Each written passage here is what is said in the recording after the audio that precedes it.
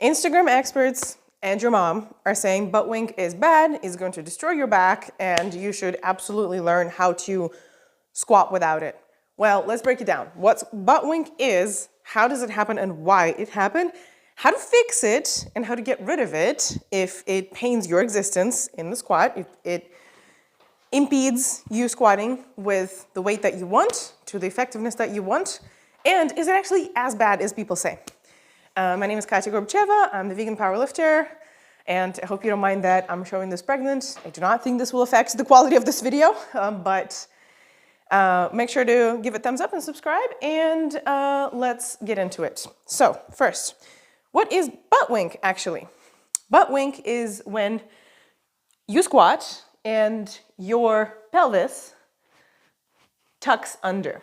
So for example, if I stand really narrow, I am going to squat with or without the barbell, in fact, and you're going to see my pelvis tuck under, especially if I squat super duper deep. It is not very comfortable for me to squat with this stance, especially with the belly. And I get up, my back straightens up again. So I do not think it's a good idea to squat with such an air stance for me with weight. So number one thing that you can do to fix your butt wink in a squat with the free weights, we're not going to look at butt wink in machine exercises today. So no leg press, nothing like that, just the barbell. If you want for me to break down a safe leg press technique, please write that down in the comments and I will make sure to film it. But number one thing you can do to fix your butt wink is to play with your feet positioning. So let me get under the barbell. I'm going to do a high bar squat today, just for the sake of showing, and my butt wink can look as a numerous number of things, right? So if I stand very close, I can try very well to squat without butt wink to depth. You can see that my knees spread beyond my toes that are pointing forward, my feet are parallel. I am not comfortable this way, okay? I am probably going to most comfortably just default to the butt wink squat if I keep my feet this way. I'm not injuring myself, by the way. This is safe. This is very safe. What I'm showing you guys today is safe for me. I'm a trained athlete, and yes, back doing all kinds of motions, even with 20 kilos on it, is safe, okay? I would not be showing this if this was super unsafe. But let's level up my squat technique. Let's see what I can do to get rid of butt wink without stretching, without changing way too many things. I'm going to take my feet out, as you can see, and I'm going to turn my toes out. So I used to stand like this, shoulder width, parallel. Now I'm going to stand with my feet a little beyond shoulder width and turn my toes like 30 degrees out and see what happens. I've already filmed a video breaking down squat technique. So if you haven't seen it, you want to watch that first, because I'm not going to break down how to squat here for beginners. This is like a little bit of a more advanced video. My knees still don't quite follow toes. I'm not very comfortable in this knee if I continue doing this with the weight, so I'm going to turn them more out. I'm Slavic. Yeah.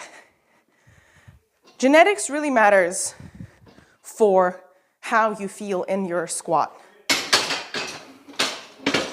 So, depending on where you are from, you might have your hips positioned the way that your hip sockets positioned the way that you're more comfortable squatting narrow, you're more comfortable squatting very wide.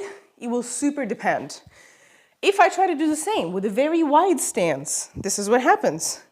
So I just tried this, and I took it wider. Now if I take it super wide, again, with or without the weight, this is almost no weight for me. And as a trained athlete, I'm going to still have a butt wink. You can see it even from the front. You can see this is not an advantageous position for me to squat with a heavy weight. You see the butt wink here in the end. I have nowhere else to go if I want to hit depth in my hips and in my ankles. So we are getting to what else we can do outside of changing your stance. You can change your shoes. I probably should have said that right away, but we're getting to ankle flexibility. And instead of stretching your ankles, you can just stand in some elevation. I have a little bit of an elevation here in the form of a deadlift platform.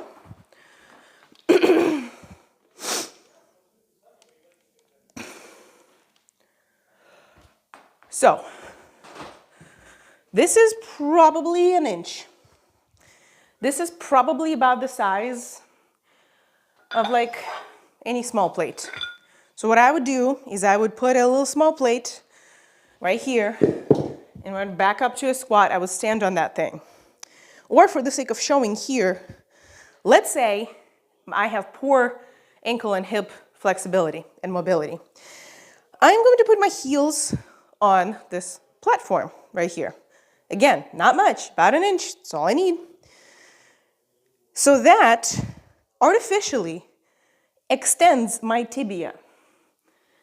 It elevates my knee, it gives me more depth, while keeping everything else the same. So easy. You can see how much easier I hit depth here, standing on an elevation. So if you buy a heeled shoe, that is exactly what it does. You can either, if you're broke or if you don't have a shoe right this moment, stand on a plate, stand on some kind of a piece of wood, piece of rubber. Just make sure that thing is solid, and you're gonna hit depth more easily with less butt wink. What kind of shoes do I mean? Any Olympic weightlifting shoe. I am at a man's locker room, so some options of an Olympic weightlifting shoe would just be a regular heeled shoe. Something like this, you see flat here, heel here, or something like this, or something like this. Again, smaller heel, but still is. Or something like this. I think you get the idea. Of course, getting a shoe is all nice and dandy, but I want long-term health and longevity in my lift, so why don't I work on mobility and flexibility of my ankles and my ass, okay? My hips, my glutes. Let's do some stretches for those joints. Why do we care about mobility in the ankles? Mobility in the ankles is probably number one reason why I see butt wink. It super annoys me when I see some gym experts or like personal trainers who just did a 3-hour certification online and now they work at a commercial gym be like, you should squat to half depth because it is so dangerous for you. Just don't go to full depth. Why don't they advise to stretch ankles instead? So stretching ankles can be very easy to do without any equipment at all. You can do this at home. You can get down on one knee, focus on bringing the toe of the foot that's standing on the floor towards your shin. I'm trying to raise it like so. And put some body weight on this knee. I would feel the stretch right here in my ankle. I can also place a dumbbell here. If I don't want to push body weight, I can put a dumbbell here. Or I can grab a bench, like so. I can get down here, place my foot on a bench. Let me turn the camera a little bit. Okay, place my foot on a bench. And again, put body weight on this knee. Make sure this heel is flat on the ground. And if I can, try to lift up my left toe or the toe of the same leg as the ankle that is being stretched. And I'm gonna hang out here like 30 plus seconds, ideally 60. Just do 2-3 sets of 30 to 60 seconds. You can shift your knee inside, outside, just slowly shift it. Very tiny amount of a couple degrees in each direction. Make sure this doesn't hurt your knee. As a person who has a part of meniscus removed, I'm very careful about stretches because I have hurt my knees before doing a pigeon pose. A pigeon pose is this shebang when you get down and then you lay this leg on the ground. So I was stretching it too much. I was overstretching and it did not have like a bolster under my hip. This could be a great glute stretch, but this could also hurt your knee because it puts it in a compromised position. So if you do a pigeon stretch, please do it wisely and have a huge bolster under your hip. I do have a demonstration for that. So if you want to check that video out, it will be in the corner. But just be careful with your knees when you do all of these stretches. Here's an ankle stretch that I do not like, and I do not recommend it. I do not recommend this ankle stretch by the wall that everybody's doing because my toes bend. Barbell.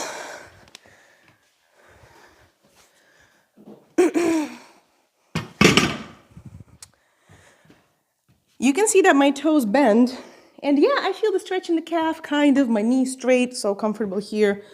I can move to the left, I can move to the right. I don't think it does much with my ankle mobility and strength at the end of range of motion. I definitely recommend keeping your foot flat on the ground when you stretch your ankle, okay? So those two stretches that I've showed, one on the floor and one on the bench, on elevation, with and without the weight, are great. If you find other useful stretches for the ankles, please link them down in the comments. I would super appreciate it. Now, let's stretch the glutes. Probably my favorite glute stretch, it's so easy and anybody can do it, is this one. I just sit on a bench and I put one heel on the other knee, like so. I'm going to be square in the hips, okay? So I'm not doing this with my lower back, all right? I'm going to have my pelvis, not super like lordotic, but neutral, okay? Neutral pelvis. Yes, it's hard to see my belly, but believe me, you can look at the back. It's kind of sort of, it has natural lordosis curve that everybody gets, but it's not hyper lordosis, okay? Now, I sit with straight hips, natural curve. Then I get my heel up on the other knee, and I can do two things. One thing is I can pull this knee to the opposite shoulder. And I exhale while I do it. Maybe pull it for like 5 to 8 seconds. And then release. And I'm going to pull it again. And I'm going to feel the stretch in this glute right here. And then the other one is I am going to push it away. Again, you can do it with a weight, you can do it with your body weight, just pushing it away from you. I would put a dumbbell here probably, very light dumbbell. This is not meant to kill you. This is not meant to be like RPE over 5. This is stretching. Stretching is meant to be challenging, but gentle. Nothing is meant to hurt here. You will feel slight discomfort, but that's all you're gonna feel, okay? And I can lean forward while I do this. So I've replaced the, gosh, I just had the name of the exercise, the pigeon pose. The one that I cannot do anymore because of my knees, with this one. Great, and just repeat it on the other side. Heel on the knee, grab my knee that is elevated and reach with it to the shoulder. Nice. I feel the stretch in my left glute as I'm pulling my left knee up. And again. Nice. And now I'm going to push. Or place a dumbbell here and just let it do the work under gravity.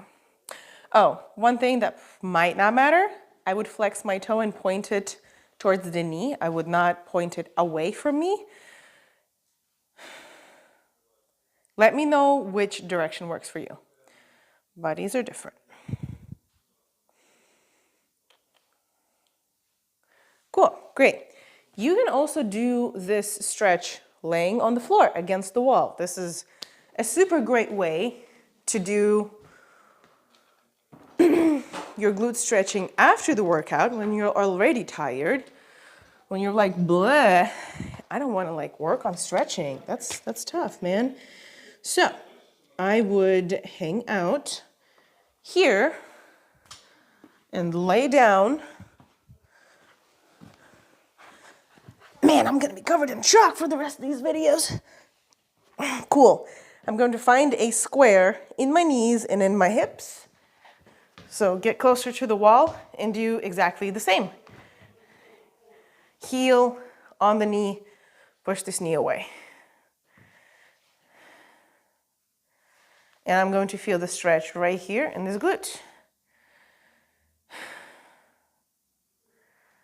And point this toe at the knee.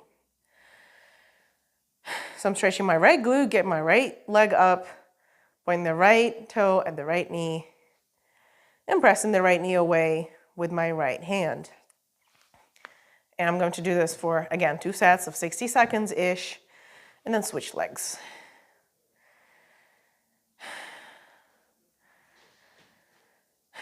So nice and lazy stretch. And the second one is when I am pulling this whole construction in. So if you cannot get your hands under the opposite hamstring, you can use a band, you can use a towel, you can use anything. But I am going to grab under the hamstring of the leg that is not doing any stretching, under my free leg, and pull towards myself. This is very easy. I can hang out and relax here. Sadly, I cannot be scrolling on social media because my hands are tied. But I can focus on breathing and kind of do some meditative breathing. Meditative? I always suffer saying this word correctly. All right. Other side. I can relax the right leg because it's not doing much. And just think about my left hip and my left glute stretching. Okay, cool. My other favorite glute stretch is, of course, a downward dog. You know what a downward dog looks like. It's a yoga pose.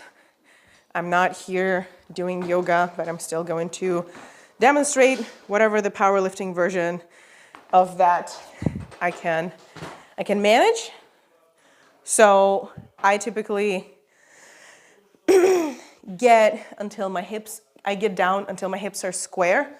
So this is too much of a big angle, and I'm not going to go into like a plank and slightly get my butt up. I'm doing something in the middle.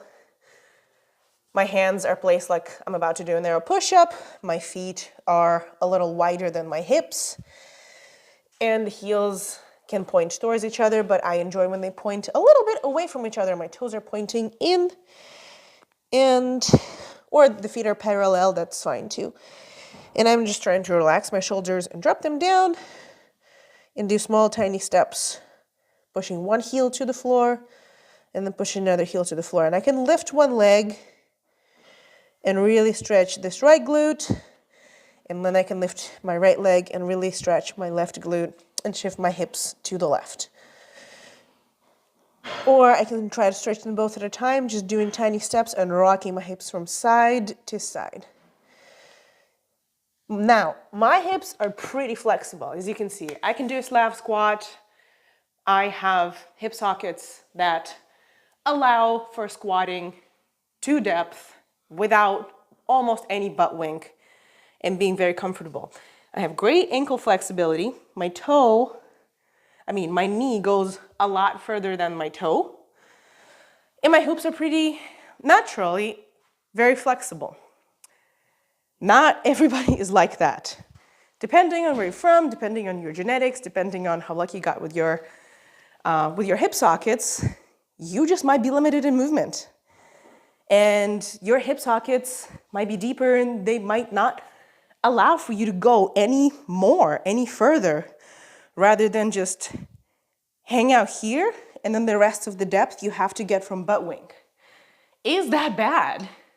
I would say no, as long as you have no pain, as long as you do not have pain in the back, pain in the glutes, and nothing shooting down your leg, definitely. And unless your butt wing looks super severe. So if your hips start curling from the moment you squat and you do some kind of I don't even know how to demonstrate a bad technique here, but you've probably seen those people. The people who you look at and you're like, I'm scared for him or her.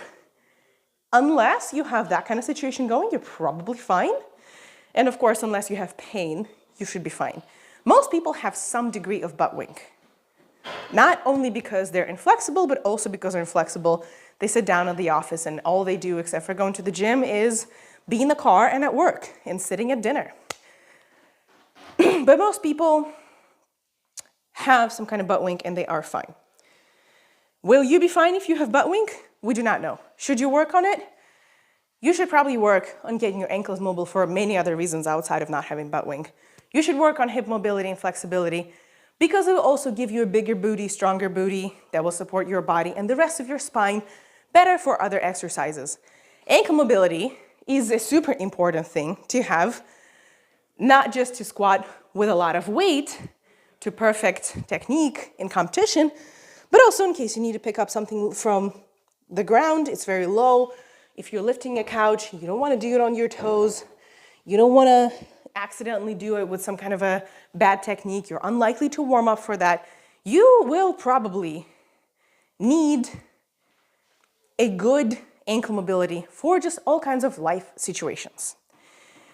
So, why don't you work on it? If somebody is telling you, okay, getting down with knees going over your toes is super bad for your knees, gosh, don't listen to that person. We can talk about knees over toes in squats and the potential dangers of that in another video. But generally, it is very difficult if you have a longer tibia to get down. Like I have a longer tibia, I have longer legs. If I stop my knees over my toes, the rest of my depth I have to get while folding, I am not as stable and not as strong in this position. And I see a lot of people doing that because they just have nowhere to go. They have such inflexible ankles, or they believe for some reason that getting toes over the knees is so bad, they would rather fold. And if I have the weight on my back, I will just not get up from that position. So it is not an efficient position to squat. The same way as it is not a very efficient position to squat if I try to stay completely upright and torture myself until I am falling backward. So find the efficient squat position for you. Watch my squat technique breakdown video that I recorded a couple of weeks ago. You can watch the 10 most common squat mistakes video as well. Lots of useful stuff for you guys. And if I have not covered something about butt wing, please make sure to write that in the comments. And I will see you in the next one. Bye.